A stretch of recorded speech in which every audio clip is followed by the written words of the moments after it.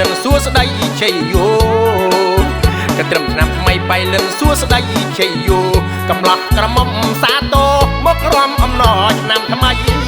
អរណានាងណាមករំលេងឆ្នាំថ្មីស្វាគមន៍ប្រិយមិត្តមកពីឆ្ងាយចិត្តទាំងប្រុសស្រី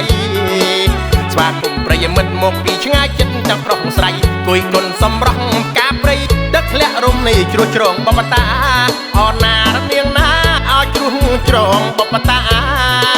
នំយ៉ាត់នំឃីវអូតងនឹងអូច្រា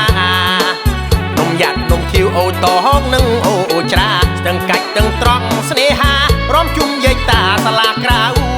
អូរណានាងណាអត់អស់អ្នកអូតាវ៉ាកូលាច់កាខ្នោកំសាន្តជួបជុំញាតផៅកូលាច់កាខ្នោកំសាន្តជួបជុំញាតផៅសួនច្បារវិថីអមផ្លូវទីក្រុងភ្លើងពណ៌រមនីសក្រវាកែវអើយកូនត្រឹមបៃលិនរមនី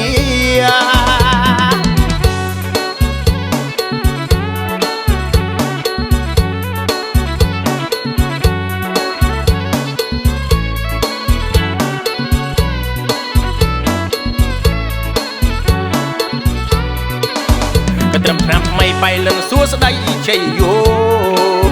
កត្រឹមឆ្នាំថ្មីបៃលិនសួស្ដីជ័យយោកំឡោះក្រមុំសាទរមករំអំណរឆ្នាំថ្មីអរណានាងណាមករំលេងឆ្នាំថ្មី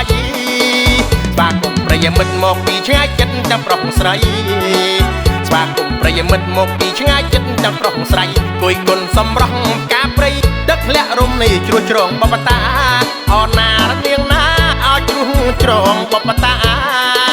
នំយ៉ាត់នំឃីវអូតងនឹងអូច្រានំយ៉ាត់នំឃីវអូតងនឹងអូច្រាទាំងកាច់ទាំងត្រង់ស្នេហារំជុំយាយតាសាលាក្រៅអូរណានាងណាអត់អស់អ្នកអូតាវ៉ាកូលាច់កាខ្នោកំសាន្តជួបជុំញាតផៅកូលាច់កាខ្នោកំសាន្តជួបជុំញាតផៅ